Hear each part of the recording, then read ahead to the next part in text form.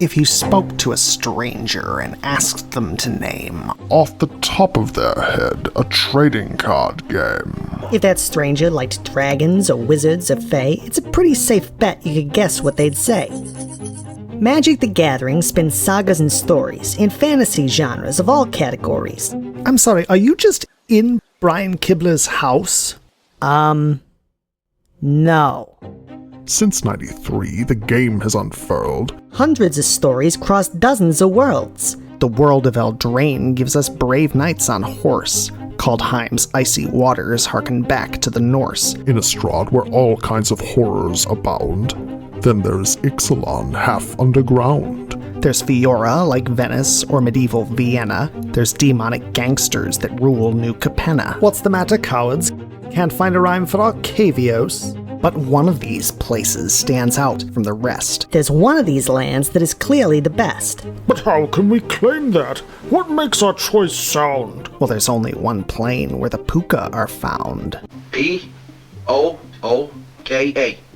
Puka. From old Celtic mythology. A fairy spirit in animal form. And now it's a setting to play D&D. So hop on your springjack and come follow me. Lorwyn is modeled upon Celtic tales, the legends of Ireland, Scotland, and Wales. From the Great Hill of Tara to Gwyneth Bangor. To a loch that's now home to a plesiosaur. No, stop this. First of all, Irish is a culture, Welsh is a culture, Scottish is a culture, Celtic is a language group. The Keltoi that invaded ancient Greece, the Gauls who fought Julius Caesar, modern Scotland, these aren't exactly a monoculture. It's like saying that the Romanian language comes from Latin, therefore Count Dracula is Latino. Shush. Of all the worlds in Magic, Lorwyn's a land, unlike any other, completely unmanned. The world has no humans, just creatures of lore. Boggarts and treefolk and fairies and more. One other way, Lorwyn's unlike those plains. The world has no oceans. Just rivers called lanes. The Wanderwine River flows through all the Narrows, and in it live merpeople known as the Marrows. The Marrows are merchants and great river guides. Their shapewater magic can alter the tides. They live in the Crannogs, wooden homes in the bay. Based on actual dwellings found in the UK. But unlike what is made by mundane craftsmanship, these expand underneath, like icebergs from their tip. That's where Marrows live when not swimming about. From their Crannogs they farm, and they herd schools of trout. Silver-tongued singers, Marrows charm and they coax. Their voices weave glamours to influence folks. Their neighbors far inland in the hills and the dells still get visits from merfolk climbing up through their wells. For they swim all the places unknown to drylanders, save the deepest of depths, known as the Dark Meanders. Trace the Wanderwine River right back to its source, and you'll find Mount Tanufel a powerful force. It's the birthplace of flamekin, of fire and stone, passionate pilgrims who wander alone. Now most elementals on Lorwyn you'll find are unthinking forces, no sentient mind, made of forces like fire or rain or the streams, or ideas like your hopes or your fears or your dreams. But their children are flamekin who wander the land. Their flames burn quite cool but turn hot on command. They travel the path, a spiritual mission. To make contact with elementals. That takes some ambition. The other explorers you'll find in this land are the Giants. They're big, but that's not their whole brand. Sure, they make dolmens, great features of stone. But why do they so often wander alone? The Giants seek stories. They're crazy for stories. Tales of wonder and long ago glories. They want more and more, so they trek fields and streams. When they can't hear stories, they get them from dreams. They dream giant dreams across giant sleeps, and so they're the target of dream-stealing creeps. With dream stuff their pollen, these fae are like bees. They're even insectile, just look at those knees. They love to have fun, but are carelessly mean. They steal people's dreams, whisk them off to their queen. They travel in groups of between 3 and 6. Bonded for life, these are called fairy cliques. But as bonded as cliques are, the most unified of all of the beings across countryside are the Kithkin who live in the valleys and downs, farming and building their cottagecore towns. They're kinda like halflings, or hobbits you see, though a bit taller, maybe like 4'3". Builders and herders and alchemists deft, connected by a force known as the Thought Weft. The Thought Weft makes Kithkin like birds of a feather, an empathic bond that connects them together. They are in a hive mind, but each one can tell how the other is feeling, and they coordinate well. A Thought Weft trio are 3 Kithkin who fight. They fight as one unit, they see with one sight. And their dances look choreographified. They dance and tie ribbons on each lamb is tied. They ride on their springjacks, big jackrabbit sheep. They help Kithkin sow and they help Kithkin reap. But idyllic and wholesome as Kithkin might be, there's one race on Lorwyn that's not quite as twee. Unlike the kind Kithkin out tending their vast herds, The elves found in Lorwyn are ableist bastards. Kind of like satyrs, but with horns of a deer. Of all sentient creatures, they're the ones you should fear. elves value beauty, they're pulcherocratic. Whoever's the prettiest is king, automatic. If one is disfigured or their looks come up short, they are branded an eye blight and hunted for sport. To ensure that their rivals' appearance degrades, they hire disfigurement assassins known as Scarblades. They hunt with trained wolf dogs, their wrath is severe. Riding on servants, think antlerless deer. They use poison called moonglove on their hunting larks, but also for etching in skin or in bark. They also use plant life known as nettle vines to make mindless zombies to serve their designs. And who do they hunt? Not just elves with scarred faces, since the list of eye blights includes all other races. That's right, if you're Kithkin or Boggart or Fae, any non-elf, then you are valid prey. Only one other species they treat with respect. They send druid mages seed guides to connect with the oldest of sentient beings around, who deep in the forests of Lorwyn are found.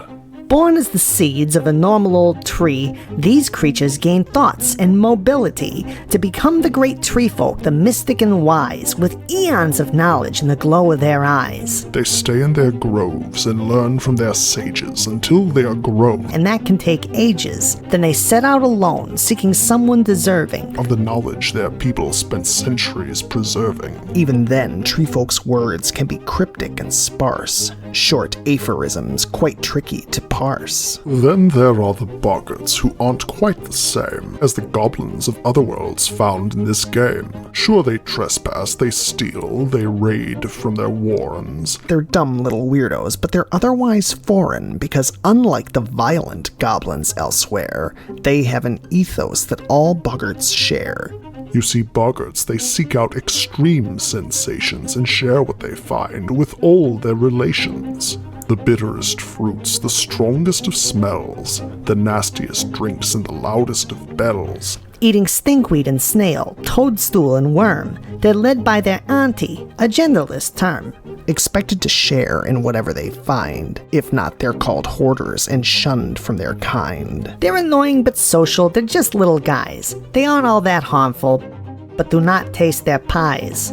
Of course, there are others who live in this land. Wisens and noggles are always on hand. The great arbomanders reside there as well. Then there's the Alf. Which is so hard to spell, but the greatest is obvious, clearly the best. They're leagues and miles ahead of the rest. That's right, the shapeshifters, changelings by name. Among them are Puka, the only ones in the game. Except this old art where a Puka snuck in, but we'll say he's a planeswalker born on Lorwyn. Yes, all changelings are cool. They look creepy and weird, but it's toward the Puka this channel is geared. Well, technically, they don't show up in Lorwyn. So our journey to the dark half we must now begin. Lorwyn's a place where the sun never sets, and afternoon twilight's as late as it gets. Idyllic and merry, it's quaint and it's cute. The Hobbiton vibes are all hard to refute. But every 12 years, a violent rift betwixt day and night makes the world start to shift. A celestial event called the Great Aurora changes the fauna and it changes the flora. The light becomes dark, the warm becomes cold, making creepy reflections of young and of old. Gone is the warmth of twee cottagecore. In its place is the dark fairy world, Shadowmoor. When the Aurora happens this way, the folks all forget who they were in the day. Darkest inversions of who they had been. Not least of all of these are the Kithkin. Closed off and paranoid, their little towns are now the armed fortresses that they call downs. No longer welcoming, kindly, or warm, the Kithkin build servants of nightmarish form. The scarecrows of Shadowmoor wander the plains. They might revolt if they only had brains. The Merrow turn violent, brutish, and cruel. Like violent gangs in the waters they rule. The Treefolk are leafless, twisted with anger from an excruciating sickness that they call the canker. They wander naked, no green leafy clothing, full of despair, resentment, self-loathing. And the boggarts are mindless eating machines. They'd eat forever if they had the means. Their hunger is limitless, so boggarts group into loose gangs to feed as a troop. They eat creatures and plants, but they have no druther against eating rocks or even each other. The giants escape from the misery and grime by taking a slumber for years at a time. If you wake them into this wicked age, they tear up the land and fly into a rage. But perhaps those who lost the most with Lorwyn are the accursed cinders, once the flame kin. Skeletal, smoky, suffering remains. They want all Shadowmoor sharing their pains. Yet hope remains, if only a spark. There are two spots of hope to be found in the dark. First, there are the Shadowmoor elves. Who aren't racist shits like their old Lorwyn selves. Instead, they're more like other worlds, pointy-eared, nurturing nature, ecologically geared. And finally, the fairies, who don't really change. Glenalandra, their home, is still vibrant and strange, because their queen to the Aurora was tied. They're the same little assholes on either side. And in Shadowmoor, shapeshifter changelings include the wondrous Puka, like this handsome dude. Shown giving this Kithkin a very bad day, and spelled like the Irish P-U-C-A. Known to illustrate Tolkien, both movies and books, John Howe made Craig Puka. Look how lovely he looks. And Cemetery Puka, out here looking fine. Omar Rayan drew this handsome equine. And so these two worlds, their difference is stark. One sunny and happy, one creepy and dark. Long lost and forgotten. But what's that I hear? Lorwyn is back after almost 20 years. From the previews we've seen, we can guess what's in store for returning to Lorwyn and to Shadowmoor. No longer kept separate, they mingle and swirl as recent events in magic unfurl. The land is a mixture like fine marble cake or a chocolate vanilla swirly milkshake. No Aurora, cordoning the dark from the light, the moor from the wind, the day from the night. To see what comes next, we'll just have to try it. But if this set does not print more Puka, we riot. Oh, unless we're lying.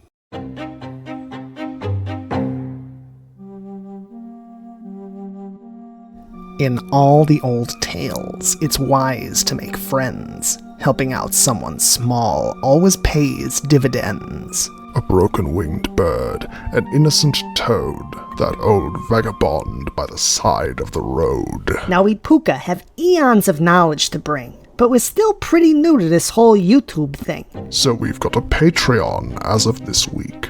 If you want to support, click the link, take a peek. We need your help. If you like the show's vibe and you want to see more, click that link and subscribe. Prove you're a real mythology lover. Vote on what topics you want us to cover. Paid members get shoutouts in one of our shows. Please make that part harder as our channel grows. At Mythic Storyteller was first to sponsor this Fox. Mythic, send us your address, then check your mailbox. If this was a video that you enjoyed, And click on subscribe. Keep a Puka employed. He's a Puka.